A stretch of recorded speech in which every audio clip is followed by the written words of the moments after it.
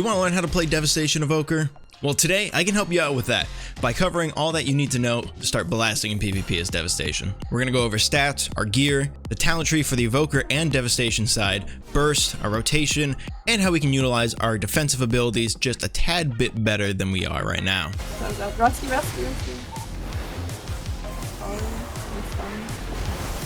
Oh, you greedy goblin! You greedy f***ing goblin! It's a goblin Devoker. Holy shit! Oh my god! Why is that guy dead? Was that me? Or was that him? I guess I was hitting him too? Breaking news! Evoker surprise, he's cleaving a team! Sleeping healer. It's full. Oh my god, it's so full. I promise to I've never seen anything more full. Please kill me. Oh my god. Bro. Okay, get the sun off and I sleep again. This guy's no karma, so he can die. We got swap. Big damage on this guy right here. Damage on them both. Just focus monk, don't even chase. Nice. Huge. Hey everybody, Casey of OCDGaming and Multi-Glad Dev Evoker, going to give you guys a little bit of insight on how to play Devastation Evoker in PvP. So let's just hop right into the stats and gear to start off this video, guys. We are rocking 4 tier. 4 tier is just so much better ever since it got buffed. It gives us extra damage by hitting a jackpot, shooting out Shattering Star at nearby enemies, 50% in PvP because it gets nerfed by half. Casting Dragon Rage will always give us the jackpot, so when you do your rotation for Dragon Rage, you already shoot out a Shattering Star, so you get the extra 20% damage debuff on the target during your Dragon Rage, which is huge. And for 4 tiers, casting Shattering Star or hitting a jackpot increases the damage of your next powered spell by 12.5, you know, half again in PvP, stacking 2 times, so 25% in total. And this just instantly, once you pop Dragon Rage, you instantly get this the full 2 stacks, so you could immediately send an Eternity Surge with 25% damage increase into a Tip Fire Breath, and there's a lot of pressure followed by the 2 Mass Disintegrates that we get. So our helmet, we're going to be running the tier set piece. Our neck piece I crafted with the Elemental Focusing Lens, and you know, once we get more gems, I've been kind of slacking in that department because I've also been playing alts, so hey, sorry about that. But when you get more gems, it's going to be a lot more extra damage just passively. You don't really have to think about it. It was strong in the first season and strong in the second season, and embellishments aren't really a make or break, so I wouldn't really stress about it too much. And for the tier pieces, I should add, you can either go with, you're definitely going to go with helmet, chest, and gloves, and you can switch between the shoulders and the legs. Personally, I believe so. The difference is just the legs will give you haste instead of the mastery and a little bit more crit on the legs. So I got the shoulders on this character. On my alt evoker, I went with the legs instead. And then I have the Warmonger's cape. That's a bloody token cape. I'm going with the one with more mastery, but you could definitely switch that out for the versatility one if you feel like you're always getting focused and you can't really, you know, stay alive that long. A little bit more verse will definitely help you. And we got, again, like I said, the tier chest piece that gives us crit mastery. It's not the best in the world, but also the crit's kind of nice. I can't lie. Having the extra crit, it's been nice. I've been a true crit believer in the very, very early days of Dragonflight. If you've been following me for a while, you know that I made some videos and I was just like stacking full crit. So I don't mind it all that much. And then I have the Council's Intellect on that one. If you can't afford all the enchants, then don't really stress about it too much. It's really just the min-maxing. I don't think a couple extra intellect or a couple extra stamina thrown on from an enchant is going to really make or break the game for you. But that's just my personal thought process. And then I'm going with the wrist from the bloody tokens as well. And I'm obviously going to be upgrading the bloody token gear once the conquest cap has gone away. I'm just going to craft my gear because you're going to get a little bit better stat contribution, but also you'll get the extra PvP item level because it only goes up to 675 and the normal PvP will go up to 678. So it's a 3-point difference, but it makes a little bit more of a difference once you see it in like the actual PvP stat scale. And then we go with the tier gloves like I was mentioning, and then I got the bloody token belt. I got the conquest pants. I didn't want to craft them because they already had a good option for the pants, and I went with the intellect and more mana pool enchant on that. I'm going to be getting the mastery boots since I already have the mastery PvP ones. I'm going to go with the conquest ones. You could craft the boots if you wanted to, and if you want, you can also go with the haste boots too. I made both 2 of the crafted rings haste verse because I've been playing a lot more haste with Devastation Evoker, and a lot more people have as well, due to the sole fact that we have Sleepwalk and it's spammable now, because before we had to play a PvP talent and it increased the cast speed for it. It took up a PvP slot, but you could spam it. It just wasn't worth it in my opinion. But now that we can just do that and it doesn't take up a PvP slot, it's definitely a huge, like, a huge buff, because people kind of really slept on the idea of like, oh, it's just, you know, you can just spam your sleep now. But yeah, it puts out a lot more pressure in that we can do, and we can kind of control the battle a little bit more instead of having a 15-second cooldown on our CC, and then like say it's just broken by Bestial Wrath, Berserker Rage, a Tremor Totem, stopped by a grounding. There was a lot of ways to stop it, and it was just very lackluster in terms of a CC, but now it's really good and it's nice to have. For right now, I'm just using the Badge of Ferocity, the PvP one, because it's the on-use one and it has haste. The Conquest one gives you crit, so I don't think I'll be using that. I just want a little bit more haste moving forward. And then obviously the Medallion, and I have the haste weapon, haste verse weapon, the Conquest one, because it gives us a free weapon after a certain amount of weeks of waiting to get the Conquest up. And I went the Authority of Radiant Power. It's just good, gives you main stat when it actually procs, and it does a little bit of extra damage as well.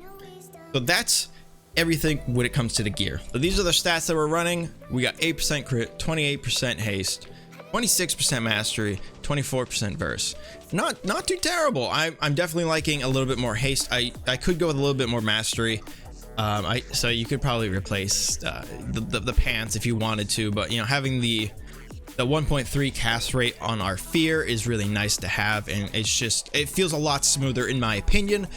And you know when you're doing like a simulation against a target dummy versus in-game matches, the haste really does make or break it in my opinion, because you know, if you're not even able to get your cast off, like you're stacking mastery but you can't get those casts off, the damage isn't really there then, because if you're always just stopped or kicked on something, it's really hard to get it off unless you're playing like Draco Cleave, and even then it's a little bit different now because you're usually playing Flameshaper into that, and the damage is good, but you really gotta hope you kind of one-shot somebody there, because it feels pretty miserable not having the good amount of haste. But these are the stats that we rock with. If you wanted to, you could go anywhere between 25% to 30% for both these haste and mastery stats. I'd say 24 is like probably the lowest end you want to go for verse. I've seen some evokers go a little bit lower, but then you know, once you kind of find out that they're definitely taking damage, then you can just train them the whole game and just shut down the other target that you're not focusing on, and then you could probably just win the game right then and there. So that's the stats and gear. So we're gonna go ahead and talk about our talents now. There has been a couple of changes, but it's pretty much still the same overall. Starting on the evoker side, pretty much everything's practically the same. There's a couple things you can change, obviously, according to the composition, but for the most part, this is pretty accurate to what you're going to be fighting. It's just probably best in slot. If you're fighting something like pet classes, then you can change out one of the inherent resistance or the attune to the dream, depending if they have like magic. Like if it's demo and they have like a caster off cleave, then obviously you should go with a little bit more magic damage reduced opposed to the healing received. But if they got like a lot of pets or something like BM, demo, or if they're like, even if it's like a melee cleave, honestly, I've been going more leech. I definitely get a good amount of healing from that. And you can go into take away one of these. Like again, it's all dependent on what you're fighting. You can go into Forger of the Mountains to have that reduce cooldown on landslide if you are being the target, or if you need to help your ally get a little bit more kiting. Now on the Devastation side, they did change the talent down here. Honest to God, I forget what was down here. Gotta go to one of my old guides. Yo, what's up, guys? Guys, Casey of OCDGaming here. Now on the Devastation side, pretty much everything is the same. They did buff Firestorm and all that kind of stuff, but we're not gonna play that in PvP, guys. Come on, let's focus up here. They did change out Hoarded Power. They gave us Azure Celerity, So that just means Disintegrate takes 1 additional time, but it does 10% less damage, but that really doesn't matter because Arcane Intensity does 16% more damage. So we really don't lose much. I guess you just lose the 10% from the extra Disintegrate talents right there, right? But I mean, no harm, no foul. We get a little bit more Disintegrate, tick damage, but then that also goes towards our causality. So it's a win-win in my opinion. And then also, I kind of dropped Fauna Magic. The only time I'm really playing Fauna Magic is usually into something I want to play Scouring Flame into, so that we can purge more effects, either on mages, druids, resto shamans, even Pres Evokers are pretty good to play that into. But for the most part, I'm playing the Arcane Vigor, where casting Shattering Star grants an Essence Burst instead. It's just nice to have that little extra Essence Burst here and there, especially if you're really close to bursting somebody down. And now that we have our tier set kind of just automatically casting our Shattering Stars, we can just save this Shattering Star when we already build up 2 like mass disintegrates to go for some maximum damage output. And I'll go into that when it comes to the burst and the rotation. I know a lot of people hate that. Oh, you hitting the target dummy, it's gonna be real easy to hit. Yeah, I get it. I'm going to show you the rotation, and I'm going to show you games on me doing said rotation and doing different things, because just because we have a set, baseline rotation, a lot of things can change, especially in PvP when it comes to that stuff. So we'll go over all that when we get to that portion of the video, or if you want to, I am time stamping everything, so please just skip to wherever you need to go. Moving on to the Scalecommander talents, it's all the same. It's all the same. The only thing I've been messing around with is the diverted power and the extended battle. I've been kind of liking the extra, extra time the bombardments are there. Sure, they don't give me the extra, where is it? It's not giving us the cooldown reduction because I only got the 3 seconds, but the extra damage there is just nice because it's just free damage. So if you could keep the uptime with it, it's just going to be there for a long time and then give you extra damage throughout the battle, because it's just going to extend it by 1 second every time you use an essence ability. So very cool, very nice. That's the talent build. The PvP talent is pretty much the same through and through. The only time I would say that you can change some things up, I've been playing a lot with time stop recently in solo shuffle, especially because if there's a time I'm fighting like rogue, hunter, feral, or even like a paladin too, because if they bubble, I want to bubble. I'm gonna hide while they hide in their little thing. But if your healer's getting CC'd, like if he gets Hodge repped, or if he's getting stun trapped or kidney blinded, etc., all these kind of setups, and they're coming for you next, and you're the kill target, this is really nice to have, because once you see that CC pop up on your healer, just hide. Just hide, dude. Just get in there, hide, and don't come out until your healer's free, or get ready to press something if your healer's still an extended CC. But this has been really nice to have just for that reason alone. But make sure you let your teammates know that you are running time stop, so they don't just like life swap or something into your time stop, and then it's just miserable. Also be careful, if you're fighting priests, they can't MD this, so just keep that in mind. All my talent build codes will be in the description below. And guys, while you're there, why don't you like the video if you've gotten this far? And if you guys are new to the channel, make sure you subscribe and follow my live stream, twitch.tv/OCDGaming90, because I do live streams over there, obviously, but I will be dual streaming on YouTube as well. So thank you for the support. I appreciate that. And if you guys are wondering about Flameshaper, I do have a Flameshaper build. I will also put that down in the description. I don't really play it all this much. I don't like when my burst just gets, dispelled when I'm setting up my go, and then just but I don't know, maybe I'll mess around a little bit more. It's not terrible, but Scalecommander for the most part outshines the majority of the time, so we're gonna stick with that because Blue Beam is just really cool. And this is the burst rotation portion of the video. So like always, guys, if you have the opportunity, if you want to, you can Oppressing Roar, Deep Breath, then go into your Dragon Rage, Eternity Surge, Tip Fire Breath, Shattering Star, followed by 2 Mass Disintegrates. We're going to show that in action, and then I'm going to also pick up some clips of me doing it in game as well. Obviously, like I was saying earlier, not every game is going to be perfect for that rotation. Sometimes you're just going to have to just send your deep breath, and then other times you're going to have to just, you know, go off of a sleep and then go for your rotation. There's a lot of different things that happen because PvP is always a changing battle. And if you've done PvP before, then you know that. You know that. All right, so the perfect world rotation is pressing roar. Deep breath, cancel the deep breath, Dragon Rage, Eternity Surge, Tip Fire Breath, Shattering Star, Double Mass Disintegrate. You can clip it too right there. If you don't know what that is, you can go to one of my previous videos that explain that more in detail when it comes to clipping the disintegrates. Use your Living Flame procs as you get them, especially during Dragon Rage, so you can build up the Essence Burst, and then once you get your causality to reset your empowered spells, go ahead and launch out the Fire Breath for the 1 tick. Get the Essence Burst. If you get any procs, then go ahead and send the Eternity Surge for the double the damage on that, the 25% damage on the Eternity Surge, and go ahead and just keep using Disintegrates to go ahead and reset more of your empowered abilities. And like I said, keep using those living flame procs, because it's just free damage and it gives you a chance to also, you know, get Essence Burst. So that's pretty much the rotation. Pretty good numbers all around. Obviously, it's going to be a little bit different in PvP. We're not going to be hitting consistent 1.1 million disintegrate ticks in PvP because the Blizzard employees just don't know how to change numbers on target dummies, and we're definitely not hitting 5.5 million on a person in PvP. That'd be insane, dude. That's more than a Chaos Bolt right now. But that's the burst rotation, and then, you know, outside the burst rotation, you just want to be, especially if you're kiting around, I want to make sure you're using your hovers properly.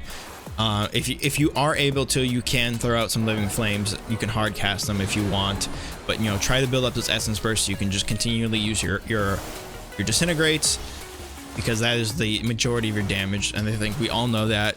Every time you see blue, most people are just like, oh, don't let him fucking cast. But, you know, obviously you can either, and if you're playing Skyrank, you can charge your Fire Breath a little bit more, but, you know, go around, get your Mass Disintegrates up so you can get your bombardment onto the target. And as you can see, every time you use an essence ability, it's going to increase the bombardment's time onto the target, and that means we can have more overtime damage with it. Pretty straightforward rotation, nothing too crazy to think about. Use your Living Flame procs, Blue Beam, empowered spells, Shattering Star. Don't waste your Shattering Star on just like a random Fire Breath before. Try either using your Shattering Star on the Eternity Surge with the Mass Disintegrate, or if you have a Mass Disintegrate already built up and Eternity Surge on cooldown, then try matching it up with that. Don't just throw it out just to throw it out. Unless you truly just like, oh my god, I need Essence Burst, and you're playing the talent for it, then chuck it out there and go ahead and just rip it like that.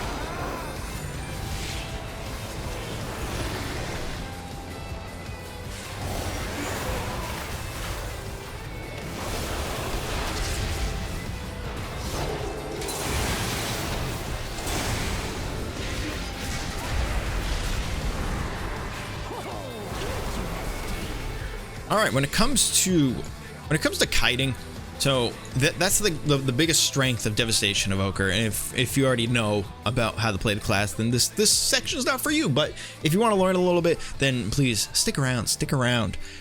So when it comes to kiting, you want to be using your hovers, you know, to the best of your ability. So say like a warrior's going to open up on you. You know, let's say warrior's going to be open up on you. You're hitting him, and then a lot of the times the warriors will usually try and run in with their mount. And you know, obviously if you're slowing them, if you get a slow on them, then you can kind of just back up with your ability, or just even walking and doing your double jump to glide cancel. Then you should be able to get a lot more distance on them. They're going to force a charge, and then once they charge, if you have your shroud up right here and they charge, a lot of them will try to charge Stormbolt if you don't have a shroud, so just be careful of that. So they charge you, go ahead and use one of your hovers. If they charge you again, knock them back with Wing Buffet, and at that point they're probably gonna heroic leap. So go ahead and just use your other hover to get away from them. And at that point, they should have nothing. A charge should be coming up soon, but then you should also be getting a hover relatively soon. But if they happen to get a charge up for whatever reason, or something like that, or like a Prez Evoker or another Devoker rescues them to you just because they just really want to Mongoloid you, you can Verta Embrace to, you know, say you have like your healer right here, and then you have your other DPS partner over here. You can go with either one of these guys with just Verta Embrace and just fly to them, you know, and that will just save one of your hovers, because then if they charge at you again after, say they get like a grip to you or whatever it may be, you can just hover again. Boom, bam, boom. You're living lavish, and you still got your time spiral, you still get your deep breath, and then, you know, once you're like, oh no, I don't have any more hovers and I'm just running, you just deep breath, and then boom, bam, there you go. You got two hovers right there. So I mean, a lot of the time whenever I start a game, I even like to just go ahead, you know, hover right in, use my shroud, and you know, if I get charged or whatever, I could even knock them back, and they charge me again, I'll come back.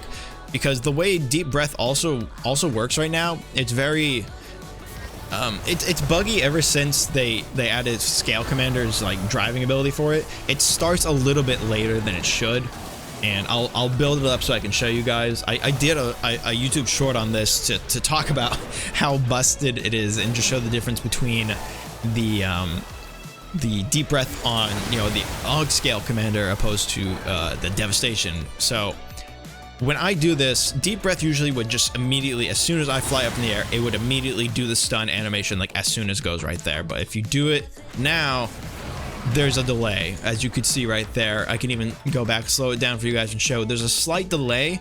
And if there's a target right on top of you, like say this is like, oh, this is a warrior, look at that. So this guy's right on top of me, he's hitting me, he's trying to, you know, hit me and all that stuff. You know, he's trying to hit me, he's trying to, you know, get to me, and I can't get just enough distance, because if I deep breath and say he's right here, the stun's not gonna hit, because Blizzard, I don't know, I guess. So, you know, just be aware of that when you're kind of kiting out. So just, you know, be thoughtful, just things to think about, you know. When it comes to, you know, my Renewing Blaze and my Obsidian Metal, I do have them both into a macro and then also separately up here, so I can press them for separate situations. Because if it's a little bit of damage that they're pumping out, and I know my healer's in CC, so like my healer's trapped over here and I got two targets on me, I know they're going to be going me, I can pre-Renewing Blaze at higher health. It's kind of like an altar, if you want to think of it like that, like a mage's altar. So you want to kind of hit it early so that you can absorb some more of that damage to get more healing done to you. And if they continue to, you know, pressure you, because you don't want to drop too far in health. You know, if you know, like I'd say like 100% to like maybe even 70%, you can your Renewing Blaze. But then I'd say you'd want to, once you start to get a little bit lower than that, and you know you're not going to be healed for a little bit, I'd try pre-walling a little bit more before like 75% personally, actually. Now that I think about it, because you don't want to pop wall and be at like 30-40%, because it's still going to be really hard to try to top you off, especially if they're consistently putting, oh my god, I didn't even realize they had an animation for that, dude. Holy shit. Okay, you learn something new every day when you're just yapping about the class. So, because yeah, again, you don't want to be having your healer. I think using your cooldowns first is so much better than your healer having to blow everything immediately at the gate, because if they're able to save their trinket and their defensive cooldowns, obviously all dependent on what is going to, because if both DPS targets are you know, just popping both offensive cooldowns on you, I think you should definitely use a healer cooldown first, because you are more likely to live through your defensive cooldowns when it's not double burst, because your healer cooldown is like a majority thing. Obviously, again, you know, think of a devastation kind of like Windwalker. You don't want to just face tank the damage. Try and cut it out, because a good Windwalker ideally is just going to, you know, just go to his port and not have to deal with the burst and just kite it out. That's a kind of something you want to do. Just you want to kind of kite it out best you can, and then when you have to, pop your defensive when you need to. You know, 40% reduced damage. It's nice, especially with the talent for Scalecommander. I never go menacing presence, just because a minute cooldown just for 15% damage reduction on a knockup or knockback for 8 seconds, I don't think it's really worth it. That's pretty much like the basics of it. And obviously don't forget you have rescue. The shields on rescue are huge. 30% of your maximum health. Anything that's percentage based is going to be really nice, because the longer the expansion goes on, the more health people are going to have. It's just simple as that. So percentage based things are just going to be good in general. So make sure you use your rescue when you need a big shield. It's good to get away as well. It can also clear roots now too, so don't forget that they added that recently. So, you know, you can even, if you wanted to, pull your healer out of root beams. So again, everything is just super situational. You just need to know how everything works on the class and how to utilize things, different scenarios, and just really being all aware of things. You know, everything will take time. Everything will take reps. You know, the more reps you do, the better you'll become at it. The more practice you get, the better you become at it. It's as simple as that. I think that covers everything. If you guys have any questions, please leave them down below, or even join my Discord, ask questions there. Come to my live stream, ask them there whenever I'm live. I have no problem answering those questions. If I glossed over something or even fucking blanked on it, please let me know. I'll be happy to answer any questions you guys have. Thank you all so much. Please make sure you guys like the video, subscribe to the channel. I got plenty more guides, solo shuffles, 3v3, you know, road to glad videos coming along the way. I appreciate you guys. You're the best. Follow the stream, sub to YouTube, all that good shit. Thank you guys so much. And until the next video, I'll catch you all just a little bit later. All right, guys, take care. Have a good one. Thank you so much for watching the video. If y'all enjoyed it, don't forget to like it, share it around, and subscribe to the channel. If y'all want to see more by me, check out the playlist and the most recent uploads. Once again, thank you all for watching. Hopefully I catch you all in the next video. Take care, everybody.